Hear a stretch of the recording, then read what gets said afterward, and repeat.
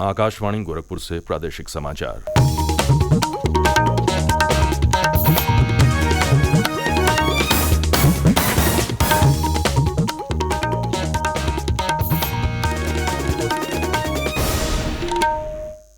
नमस्कार, समाचार बुलेटिन के साथ मैं विकास राय। पहले मुख्य समाचार। चंद्रयान 3 चंद्रमा के दक्षिणी ध्रुव पर सफलतापूर्वक उतरा। भारत ये उपलब्धि हासिल करने वाला विश्व का पहला देश बना। मुख्यमंत्री योगी आदित्यनाथ ने ऐतिहासिक उपलब्धि पर इसरो के वैज्ञानिकों और प्रदेशवासियों को दी बधाई। वाराणसी में G20 देशों के संस्कृति कार्य समूह की चौथी बैठक का औपचारिक उद्घाटन आज। सहारनपुर में ट्रैक्टर ट्राली के बरसाती नाले में पलटने से 4 लोगों की मौत, 4 अन्य घायल। और मौसम विभाग ने आज भी प्रदेश के अधिकांश इलाकों में वर्षा होने की जताई संभावना, कहीं कहीं मूसलाधार बारिश होने के भी आसार।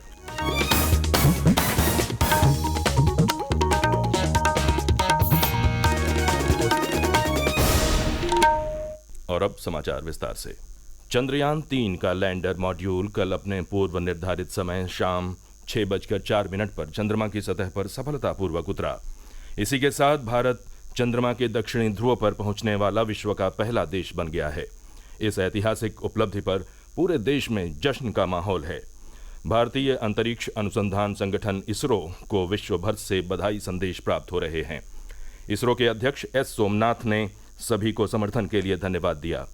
चंद्रमा की सतह पर उतरने के बाद लैंडर विक्रम से रोवर प्रज्ञान बाहर आया। रोवर प्रज्ञान चंद्रमा की सतह पर परीक्षण कर रहा है। रोवर द्वारा भेजे गए डेटा के आधार पर वैज्ञानिक चंद्रमा के अनसुलझे रहस्य सुलझाएंगे। राष्ट्रपति द्रौपदी मुर्मू, उपराष्ट्रपति जगदीप धनखड़, प्रधानमंत्री नरेंद्र मोदी सहित अन्य नेताओं ने इस ऐतिहासिक उपलब्धि पर इसरो वैज्ञानिकों को बधाई दी है। प्रधानमंत्री नरेंद्र मोदी ने दक्षिण अफ्रीका के जोहान्सबर्ग से वर्चुअली चंद्रयान के लैंडिंग कार्यक्रम को देखा। उन्होंने कहा कि ये भारत की नई ऊर्जा है और हमारे लिए गौरव के क्षण हैं और नए भारत का ऊषा काल है। प्रधानमंत्री ने कहा कि ये उपलब्धि केवल भारत की नहीं है और दुनिया भर में वसुधैव कुटुंबकम की भावना गूंज रही है। मुख्यमंत्री योगी आदित्यनाथ ने चंद्रयान 3 मिशन की सफलता पर इसरो के वैज्ञानिकों, पूरे प्रदेश और देशवासियों को बधाई दी है। उन्होंने कहा कि इस अभियान की सफलता अंतरिक्ष अनुसंधान में महाशक्ति बनने की ओर अग्रसर नए भारत के सामर्थ्य और हौसले की नई उड़ान है।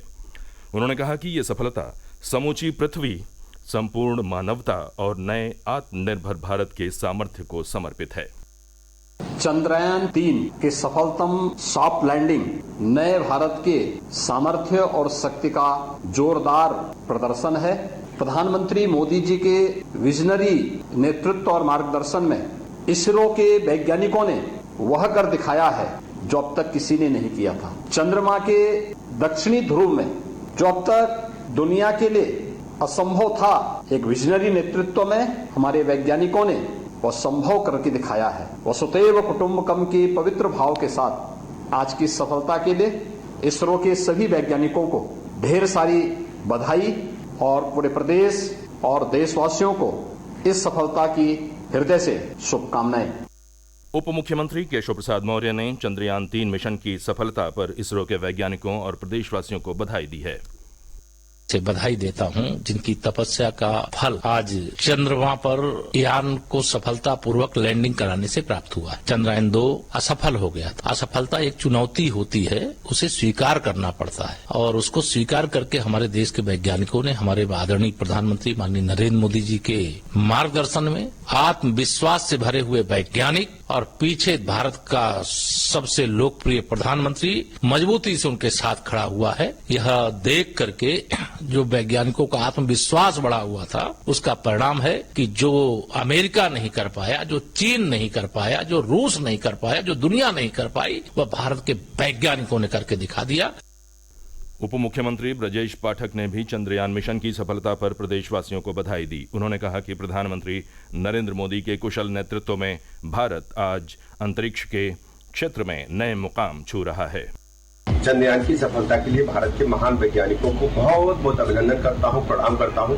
माननीय प्रधानमंत्री नरेंद्र मोदी जी के मार्गदर्शन में जिस ढंग से भारत हर क्षेत्र में तेजी के साथ प्रगति कर रहा है, अंतरिक्ष विज्ञान के क्षेत्र में भी भारत ने अभूतपूर्व सफलता हासिल की है। मैं पुनः भारतवर्ष के एक एक नागरिक को बहुत बहुत शुभकामनाएं देता हूं और जिस ढंग से भारत तेजी के साथ प्रगति कर रहा है, हम विश्व गुरु बनने की दिशा में तेजी के साथ माननीय मोदी जी के नेतृत्व में आगे बढ़ रहे हैं। पुनः भारत के महान वैज्ञानिकों को बहुत बहुत अभिनंदन और माननीय प्रधानमंत्री नरेंद्र मोदी जी का बहुत बहुत बधाइयां, शुभकामनाएं। चंद्रयान 3 के सफलतापूर्वक चंद्रमा पर उतरने पर देश भर में खुशी का माहौल है। प्रदेश में लोगों ने इस मिशन की सफलता के लिए पूजा अर्चना और दुआएं की। मिशन की सफलता पर लोगों ने पटाखे फोड़कर और आतिशबाजी कर खुशी मनाई। वाराणसी के काशी विश्वनाथ धाम में बाबा विश्वनाथ की विशेष पूजा अर्चना की गई और दशाश्वमेध घाट पर विशेष गंगा आरती हुई।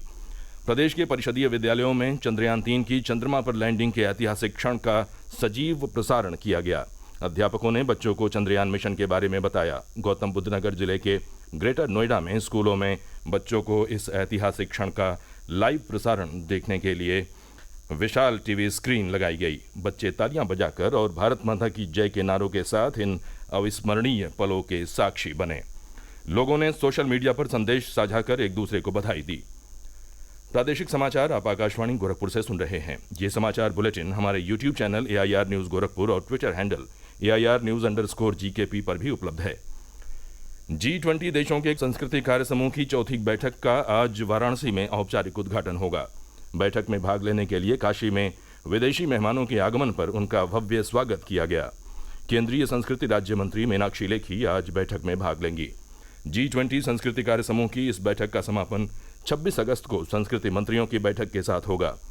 भारत सरकार के संस्कृति मंत्रालय की संयुक्त सचिव लिली पांडे ने कल वाराणसी में बैठक के बारे में जानकारी दी।